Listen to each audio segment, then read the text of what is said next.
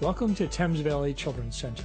Our expertise is broad, but our specialty is simple, creating opportunities for children and youth with disabilities. We are the major children's rehabilitation facility in southwestern Ontario.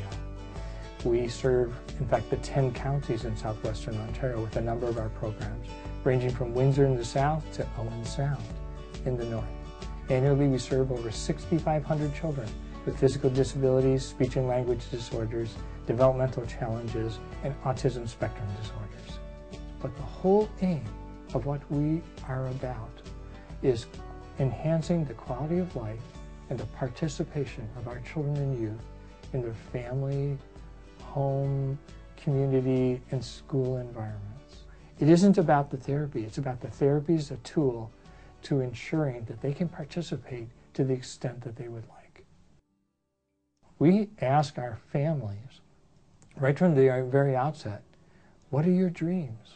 What are your goals for this child? What is it you would like to see this child achieve? And then we talk about how we can help them or assist them in the attainment of those goals and objectives. That's our measure of success. Well, when Brian was first born, he had contractures of both of his hands as well as one of his foot. And then through the years, through OT and physiotherapy, both of his hands seemed to be equal in strength and in fine motor skills. He can successfully use the two of his hands together. And now he's starting to he can write his name.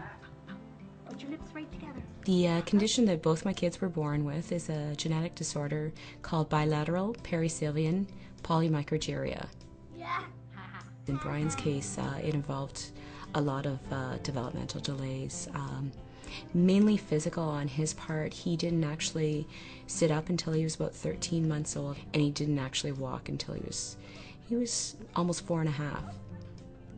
And with Kaylee, developmentally, she's been quite fine.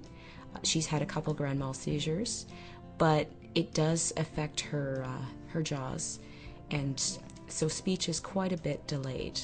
We've gone through physiotherapy, getting him basically to crawl, roll over, sit up, all the things that would come naturally, he had to be taught. There's a room of some equipment. We could test out different walkers. We've borrowed a wheelchair until Brian was able to get a wheelchair. There's been cushions for chairs, extra seating, and even seating for when he was in this high chair so that he could play. I think in my case, and maybe in Brian's case too, is they don't treat the child as being here like they want the child to, be here and like shoot for the stars. Actually, he does nothing but amaze me all the time. Sometimes I look at him and just go, wow. I think it's all about attitude. And Thames Valley Children's Center does give us that attitude.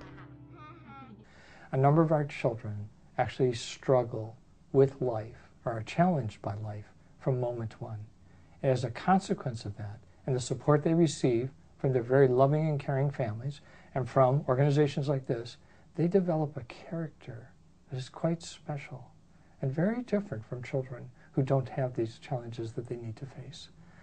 These children and youth teach us, and we have learned a lot from them. My name is Kareem, and my last name is Nasri, and I am 10 years old.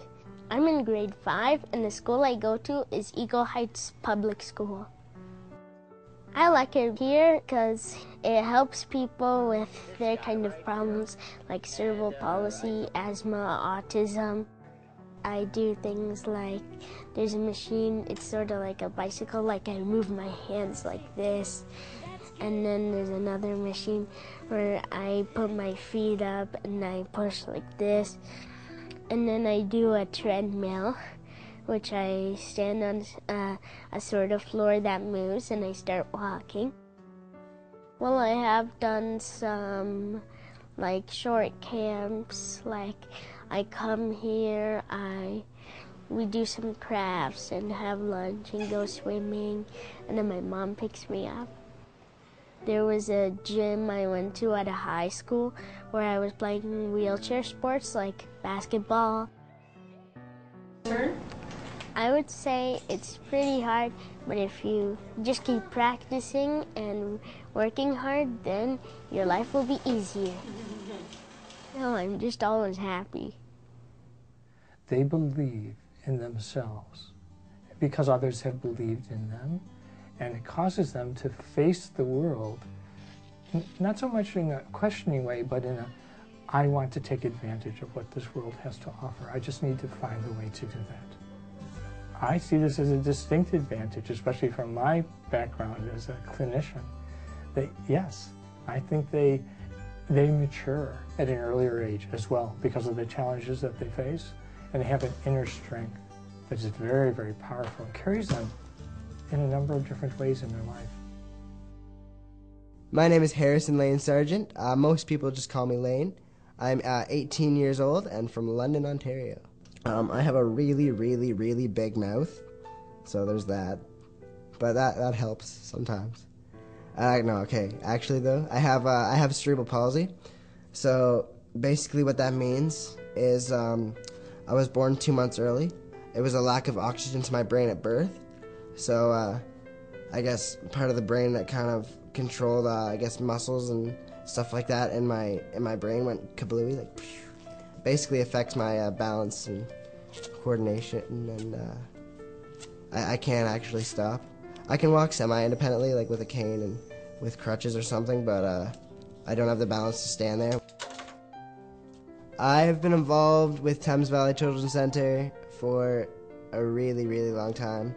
I was probably about 1.5 feet high when I first started coming here. I've done like a lot of like summer camps, and I've participated in a lot of their programs like swimming and horseback riding and all that stuff. Well, I've done a lot of public speaking actually through like Thames Valley and stuff, so they gave me that opportunity. And once that happened, my mouth just never closed. So that helped a lot.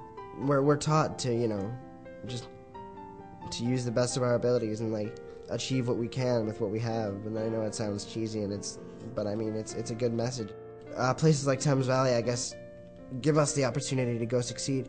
So, you know, when it's later in life, we can, you know, go look at things and look at our own goals and say, I want to do this, I want to do this. And because of the values that we learned here, we've been able to, you know, I guess find an alternate route to get there. Like that's the biggest thing that they teach us here, just how to get there. And I've watched children from a very, very young age and an early stage of development where I think most people would say, whatever could become of that child? And seeing them grow to be involved in school, involved in athletics, and involved in all manner of extracurricular activities, to individuals who are now going on to community college and university, that I think years ago our society would have said, well, maybe they should be in an institution where their capacity will be limited. Not today. Today, we look at how can we help these children thrive. Nobody knows the limits of their potential. You know, and that's something we have to be really careful about when they're young, because they have capacity, and I think our challenge is to ensure that they can realize it to the extent possible. It's just a great feeling, you know, that you can take this little child and amaze everybody because of what, you know, everybody that's involved has done for him. That it's just a great, like, self-esteem builder even for myself. Bye, everyone. To help improve in my legs so I can walk by myself without anything. I think with enough perseverance and enough willpower and enough time, I'll get there. So yeah, I think yes. Yes, I can. Yes, I can.